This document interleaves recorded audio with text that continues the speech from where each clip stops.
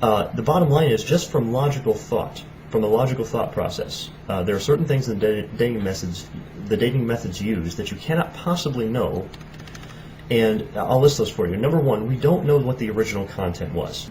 Number two, we don't know that there's been no contamination over thousands, millions, or billions of years. We just can't possibly know that. Three, we don't know that the decay rate has always been the same, or the original atmospheric or geologic ratios were always the same. We have no idea. It's just not possible to know those things, and I think a lot of people are basing their religious views of evolution on things like radiometric dating that cannot be proven and have no scientific evidence to back them up. This article in 1981 concerning carbon dating demonstrates my point. The troubles of radiocarbon dating are undeniably deep and serious. Despite 35 years of technological refinement and better understanding, the underlying assumptions have been strongly challenged, and warnings are out that radiocarbon dating may soon find itself in a crisis situation. Continuing use of the method depends on a fix-it-as-we-go approach, allowing for contamination here, fractionation there, and calibration whenever possible. It should be no surprise then that fully half of the dates are rejected. The wonder is surely that the remaining half have come to be accepted. See, because if you're throwing out half your dates, how do you know those half you're throwing out are wrong? And how do you know the ones that you kept are right? What are you basing that off of? And they don't want to admit they're basing it off of their geologic column. They're just, if it doesn't match that, then you throw it out.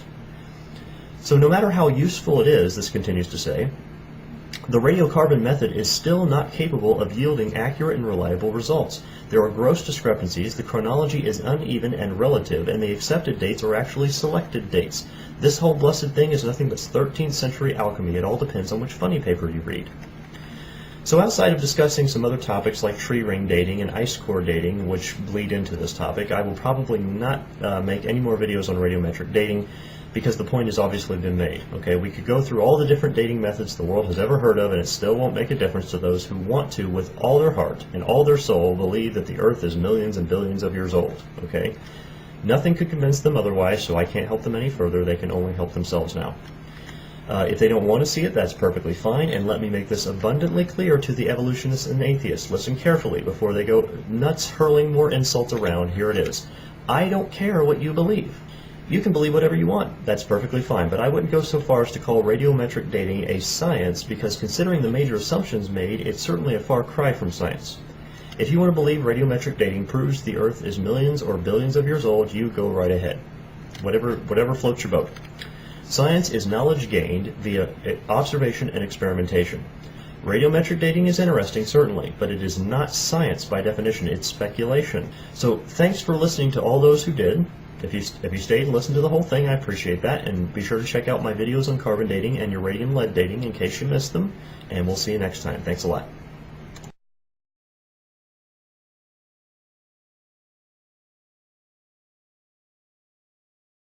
A particular dating method is used only to the extent that it's useful. Mm-hmm. Only to the extent that carbon dating continues to produce reliable, consistent results is it used. If you find an anomalous result, you retest.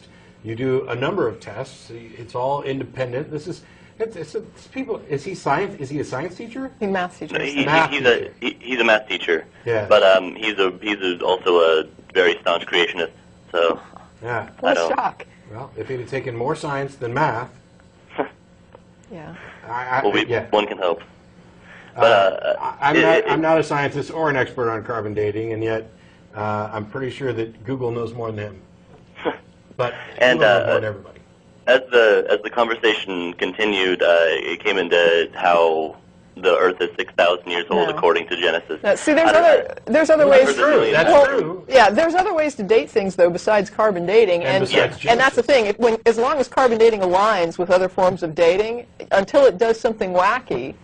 You know, if it's going with the strata, if we're digging down in archaeology and we're looking at different, if a geologist is saying this layer happened here, this layer happened here, and then you find something and you carbon date it from that layer and it matches, I mean, that's pretty much aligned. I mean, until you get carbon dating saying that something isn't aligned. Except that, well, we're only talking about, for carbon dating, I think it's what, 50,000 years or so. So, I mean, you're not even talking about you know. I watched some stuff about a volcano one time. I didn't know this call was going to happen, and I didn't take notes on the show, but they used like 3 different forms of dating, where they were going down this cliff face where the rock had gone away, and they went down and they were talking about the different strata and how it had layered and the time frame in there. And it's just like, well, if you have other ways of dating things, then you get an idea if one method of dating is not reliable. Eventually you would figure that out.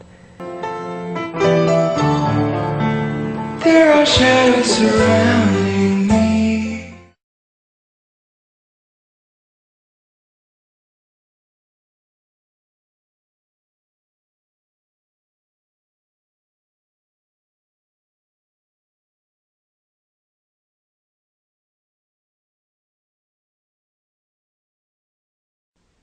There are many types of evidence.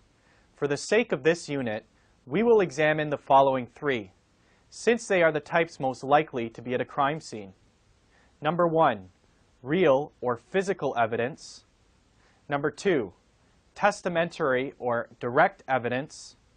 And number 3, circumstantial or indirect evidence.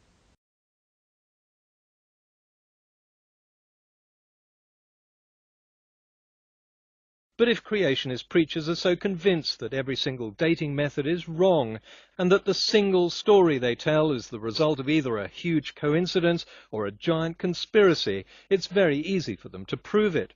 Hey guys, do your own tests. After all, a few creationists have university degrees in biology and geology.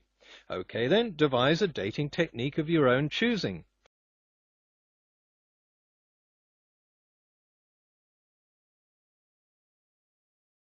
In the 17th century, a theologian called James Ussher worked out the age of the universe based on the chronology of the Bible. It was created, he concluded, in a week in October 4004 BC.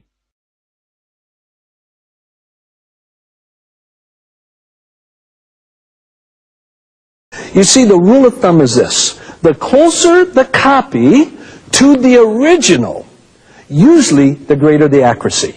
That's the rule of thumb. Now, it's not always true, but the overwhelming majority of the time, it is true. For example, with Pliny the Younger, known as Plinius Secundus, from the time he wrote to the closest manuscript, everything else rotted away and lost, 750 years.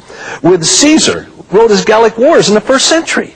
From the time Caesar wrote to the closest manuscript, 1,000 years from the time he wrote. With Plato, from the time he wrote the closest manuscript, 1,200 years. Aristotle wrote his Poetics around 343 BC. The closest manuscript is 1100 AD, 1,400 years later.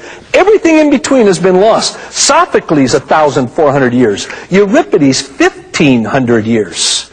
But when it comes to the New Testament, just the New Testament, we now go back within about 50 to 70 to 75 years. And now with some of the new discoveries, they're saying even taking it all the way back to the 50s and the early 60s, which would be within 20 to 35 years.